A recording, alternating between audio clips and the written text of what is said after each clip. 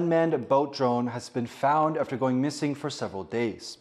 The vessel developed by Taiwan's Thunder Tiger technology lost contact on May 27th during a test of its stealth capabilities off the coast of Hualien in eastern Taiwan. It was spotted off the country's northern coast on Friday. Some people had mistakenly believed the vessel was intended for military use, as it closely resembles the company's Sea Shark 800 drone, which can carry explosives. Taiwan is trying to build up a drone industry. It wants to use drones in its own defense and also benefit from the China-US rivalry. Louise Watt reports. Manufacturers at an AI innovation center in southwestern Taiwan are giving visitors from Asia a taste of what the country hopes will be its next big product: drones.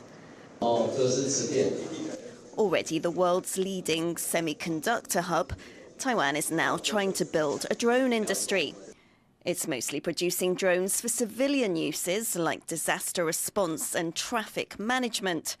But it's also making drones for military purposes, part of a shifting defense strategy as it faces increasing threats from China, which claims sovereignty over democratic Taiwan.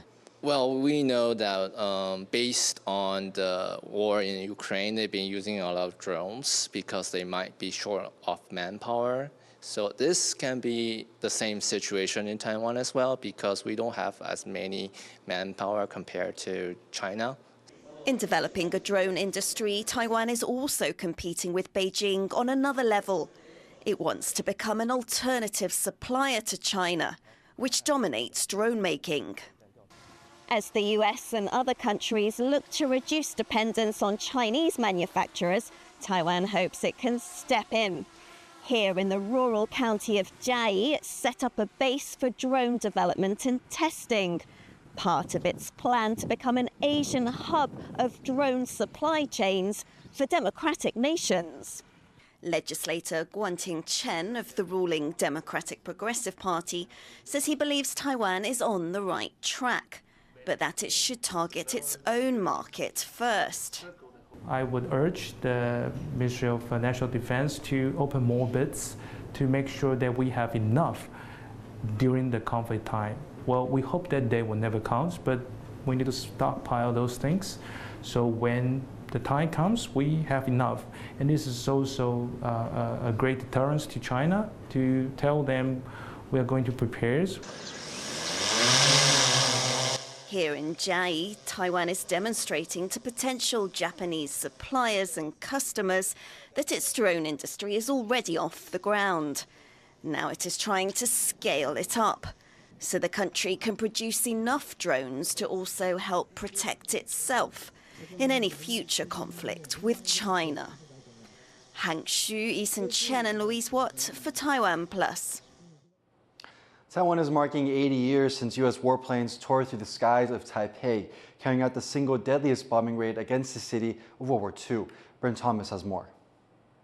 80 years ago, in the closing months of World War II, Zhang Jingzhao, then aged 15, was about to experience one of life's great milestones, her final day of school. But it isn't classmates or diplomas she remembers most vividly.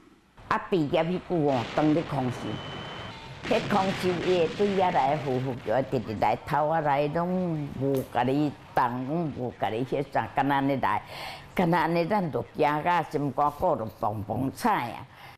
The May 31st, 1945 air raid on Taipei was the worst to hit Taiwan during the war. The island, then a colony of the Japanese Empire, was a key strategic hub in Japan's war effort. Japan had occupied Formosa, Korea, and part of China.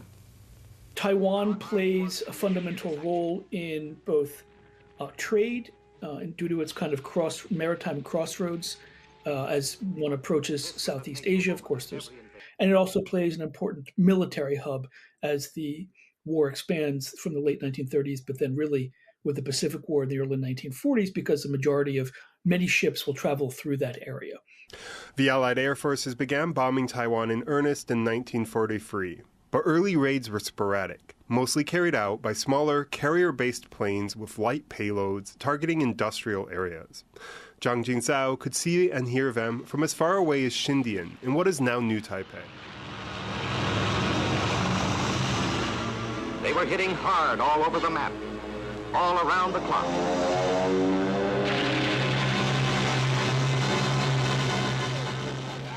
迄个飞行机来控制阮的，头仔来是呼阮的，互恁大家走啊，迷，互恁大家行咧。尾仔来毋是哦，迄炸弹，安尼带咱这边线，安尼照过这边。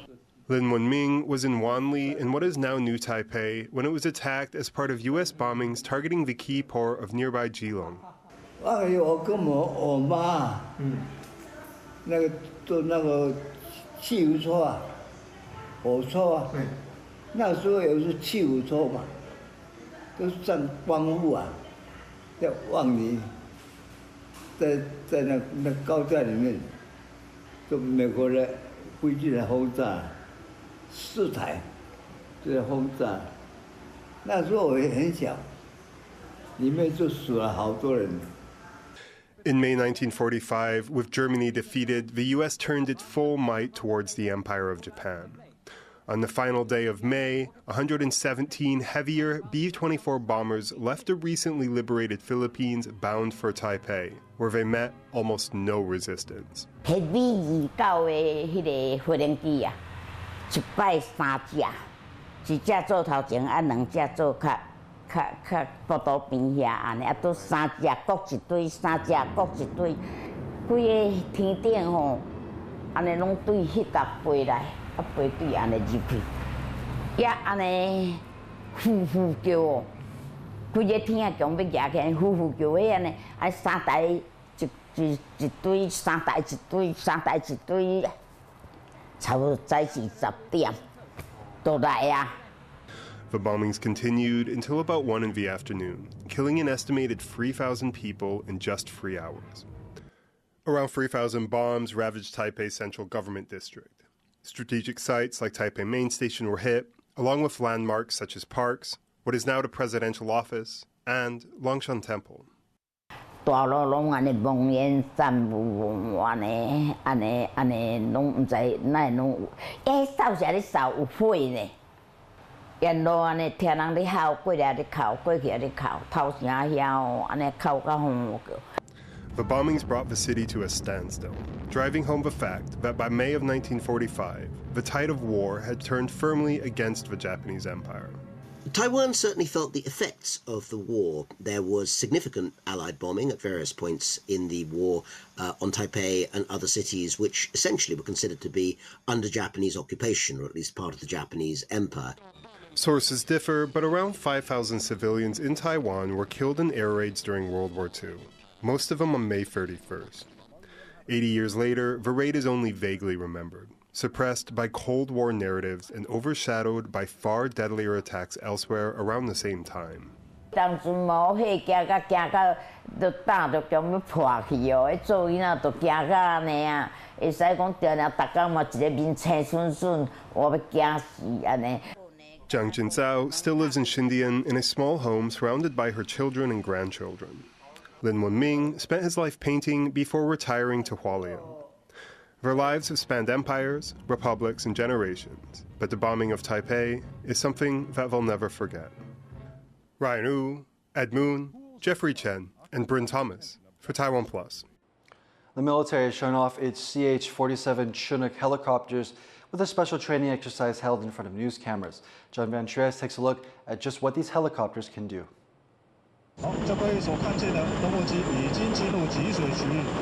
A CH-47 Chinook helicopter lowers a water bucket into a reservoir in southern Taiwan. Though these military workhorses are most visible around National Day in October, when they hoist the national flag over Taipei, on this occasion the military is showing off the sorts of tasks its fleet of 8 CH-47 Chinooks performs for the rest of the year. One of its duties is hauling water in buckets like these, some holding up to 5,000 liters at a time. Taiwan does have occasional forest fires, and the ability to haul so much water made these helicopters invaluable during disasters like the 2021 Yushan fire.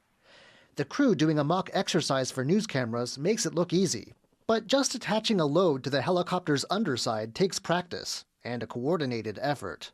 我们会用口令引导向前5、4、3、2、1，或者是如果超过勾接位置的话，会再引导飞机向后，然后以利勾接人员能够顺利勾接。Though used till now in peacetime, the military says these helicopters are prepared for combat duty as well, both as logistical support and on the front line. 我们会协力地方的部队来执行油料及弹药的运补、伤患后送及战场搜救等任务。我们可以搭载武装兵进入指定的地区实施空中突击作战，更可以配合特战部队实施高空渗透。 The military hopes this demonstration will show its readiness whenever duty calls, for firefighting, for rescue, and even for war. Leon Lien and John Van Trieste for Taiwan Plus. Robots are joining Taiwan's firefighting crews, stepping into danger so their human colleagues don't have to. After one robot was destroyed in a Jiayi chemical blaze, officials say the sacrifice shows why they're so valuable, especially as the public has raised concerns about the safety of first responders. Chris Gorin reports. Here lie the charred remains of a firefighting robot sent in to help put out a fire at a chemical plant last month in Jiayi in central Taiwan. 人直接先撤出，并留机器人继续在火场里面做防护的动作。人出来没多久，整个温度提高闪燃，所以就后来全面燃烧之后，屋顶就整个塌陷。 The use of these robots has been on the rise in Taiwan, including at another Jiayi factory fire earlier this month. The bots are able to enter structures and spray water in areas too dangerous for human firefighters to go. They're fitted with a number of cameras and sensors, which send information to their controllers through laptops and tablets. 具有热显像功能的镜头。第二个是可以跟随炮塔转动的角度而跟着转动的镜头。最下面这边则是机器人本身的镜头。第四个呢，则是气体侦测器的镜头。 This all as there have been calls for greater protections for first responders like firefighters. An incident in the city of Hsinchu last year, where 2 firefighters lost their lives in the line of duty, saw greater public attention on the issue and demands for reforms from those in the profession. While the robots have had some success, they still have some limitations as well. 目前这些消防机器人还是以人工遥控为主，还没有办法完全的自主判断 火场的环境跟自主行动，它没有办法长时间常驻于现场，因为必须要等到消防人员到了才能开始部署。There are currently 141 of the robots being used in fire departments across the country. The National Fire Agency says the Jiayi fires show the robots' utility in protecting firefighters and will continue to integrate them into their operations. 我们还会再继续 因为这些成功的案例已经发生了，我们会继续进大概79台消防机器人，未来也会部件各多，在各县市继续执行以机器人替代人命的作业，让它能够发挥功效。Each robot costs between $50,000 and $200,000 US.